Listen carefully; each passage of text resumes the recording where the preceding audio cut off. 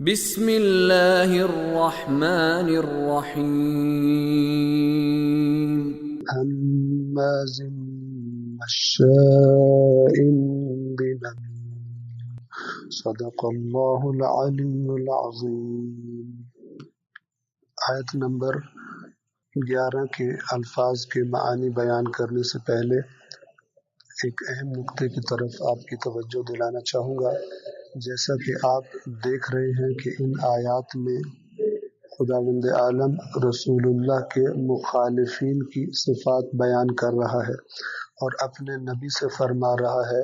کہ اس دین کا پیغام دیتے ہوئے ان صفات کے حامل افراد کی بات نہیں ماننی اور ان کے مطالبے کو تسلیم کر کے دین میں کسی قسم کی لچک نہیں دینی، کیونکہ یہ اپنی برائیوں کے لیے راستہ کھلا رکھنا چاہتے ہیں، اپنے غیر الہی نظام کو باقی رکھنا چاہتے ہیں، اور اگر اللہ کا نبی انہیں تھوڑی سی بھی گنجائش دین میں دے دے تو یہ پھر اس کے بعد مزید مطالبات کریں گے، اور اللہ کے دین میں کوئی تبدیلی نہیں ہو سکتی اور اسے کوئی تبدیل نہیں کر سکتا۔ لا تبدیل لکلمات اللہ، اللہ کے کلمات میں، اللہ کے احکام میں، اللہ کے بنائے ہوئے قوانین میں کسی قسم کی تبدیلی نہیں کی جا سکتی۔ اب اللہ کے رسول اور اللہ کے دین کے مخالفین کی ان صفات پر ہمیں اچھی طرح توجہ کرنی چاہیے، خاص طور پہ اس اعتبار سے کہ اگرچہ ان کی صفات بیان کی جا رہی ہیں لیکن قرآن مجید اپنے پڑھنے والوں کے لیے عبرت ہے، یعنی ہر آیت ہمیں پیغام دیتی ہے۔ اگر یہی صفات خدا نخواستہ ہمارے اندر بھی موجود ہوں تو ظاہر ہے کہ پھر ہم نے اپنے دین کی اصل حقیقت کو ابھی اپنے سینوں میں نہیں اتارا، اور گویا ہماری پرورش اور ہماری تربیت، ہماری اپ برنگنگ وہ قرآن کریم یعنی اللہ کے اصولوں کے سائے میں نہیں ہوئی۔ اس وقت کے مکہ کے معاشرے کو اگر دیکھیں تو کس قسم کے لوگ ہیں، مثال کے طور پر شراب پینے والے، مثال کے طور پر بد زبان، گالیاں اور گندی زبان استعمال کرنے والے، ناپ تول میں کمی کرنے والے، کمزوروں پر ظلم کرنے والے، اپنے ماتحتوں کو، اپنے زیر دستوں کو برے طریقے سے ان کے ساتھ سلوک کرنے والے، اپنی بیٹیوں کو زندہ دفنا دینے والے۔ اب اگر ہم پیدا تو مسلمان کے گھر میں ہوئے ہوں یا مکتب اہل بیت کے ماننے والے گھر میں ہوئے ہوں، لیکن ہماری صفات خدا نخواستہ ان افراد جیسی ہوں اور ہمارا معاشرہ اس معاشرے سے ملتا جلتا ہو جو اللہ کے دین کے آنے سے پہلے کا معاشرہ تھا،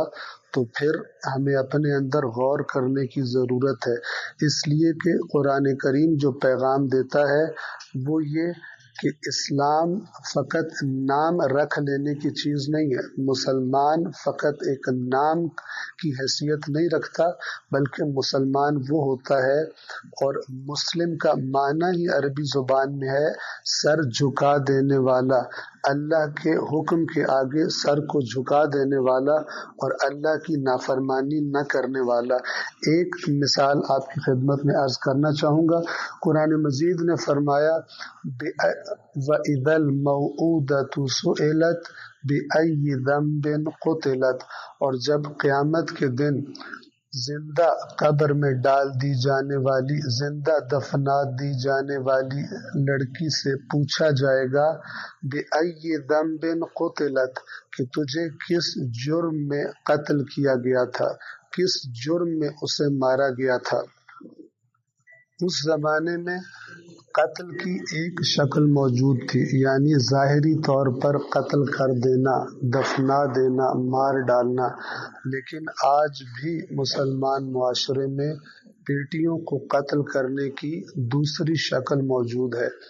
اسی معاشرے کے اندر ایسے افراد موجود ہیں کہ جو صرف اس خاطر کہ ان کی جائیداد تقسیم نہ ہو اور بیٹی اپنے حصے کی جائیداد لے کر کسی دوسرے گھر میں نہ چلی جائے،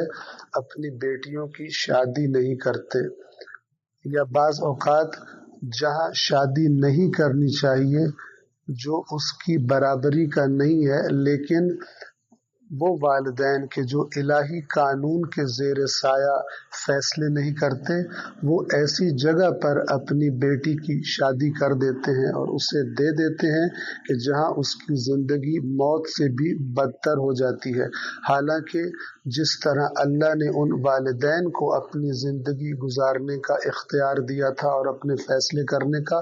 اس بچی کو بھی دیا تھا، اور جو اس کی شادی کے لیے والد کی خاص طور پر ولی کی اجازت کو شرط رکھا گیا، وہ بھی اس کے اندر بھی خلوص شامل تھا اور اس بچی کی بہتری شامل تھی، کیونکہ اس کی عمر کم ہے، اس کا تجربہ کم ہے، اور اس کے جذبات کا امکان ہے کہ جذبات غالب آ جائیں۔ لہذا باپ کو ولایت دی گئی، کس لیے کہ اگر بچی جذبات کی وجہ سے غلط فیصلہ کر رہی ہے تو یہ ایک مخلص باپ اس کو اس غلط فیصلے سے ایک مخلص دوست کی طرح اپنا نقصان کرنے والا فیصلہ کرنے سے اس بچی کو روک لے، لیکن اصل اختیار اپنی زندگی کا ساتھی چننے کا وہ اس لڑکی کو ہی تھا۔ لیکن بہت سے افراد آج بھی اپنے آپ کو مسلمان کہنے والے موجود ہیں کہ جو اپنی بیٹیوں کو اس شکل میں گویا کہ درگور کر دیتے ہیں۔ اور اسی طرح ہم اپنی زندگی میں جو بھی فیصلہ اللہ کے قانون کے خلاف کریں، ظاہر ہے کہ لکھنے والے اس فیصلے کو لکھ لیتے ہیں کہ یہ فیصلہ اللہ کے حکم کے مطابق نہیں ہوا، چاہے وہ فیصلہ کوئی قاضی کرے اور چاہے وہ فیصلہ ہم اپنی زندگیوں کے بارے میں، اپنی کسی کام کے بارے میں کریں۔ اللہ کا دین ہماری پوری زندگی کو اپنے سائے میں لیے ہوئے ہے، اور انسان اگر اس سائے سے نکل کر فیصلے کرے تو ظاہر ہے کہ وہ حقیقی مسلمان کہلانے کا حقدار نہیں ہے۔ قرآن کریم نے 3 القاب دیے ہیں ان لوگوں کو کہ جو اللہ کے قانون کے خلاف فیصلے کرتے ہیں اپنی زندگیوں کے۔ فرمایا وَمَن لَّمْ يَحْكُم بِمَا أَنزَلَ اللَّهُ فَأُولَٰئِكَ هُمُ الْكَافِرُونَ۔ ایک دفعہ کہا کہ جو اللہ کے نازل کردہ قانون کے مطابق فیصلہ نہیں کرتا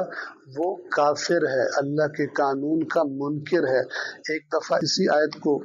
فرمایا اور آخر میں کہا فَأُولَٰئِكَ هُمُ الْفَاسِقُونَ، ایسا کرنے والے فاسق ہیں، یعنی اللہ کی حدود کو پھلانگنے والے۔ اور ایک دفعہ فرمایا فَأُولَٰئِكَ هُمُ الظَّالِمُونَ، جو اللہ کے قانون کے مطابق فیصلے نہیں کرتے وہی ظالم ہیں اور عدل و انصاف سے دور ہیں۔ السلام علیکم ورحمۃ اللہ وبرکاتہ۔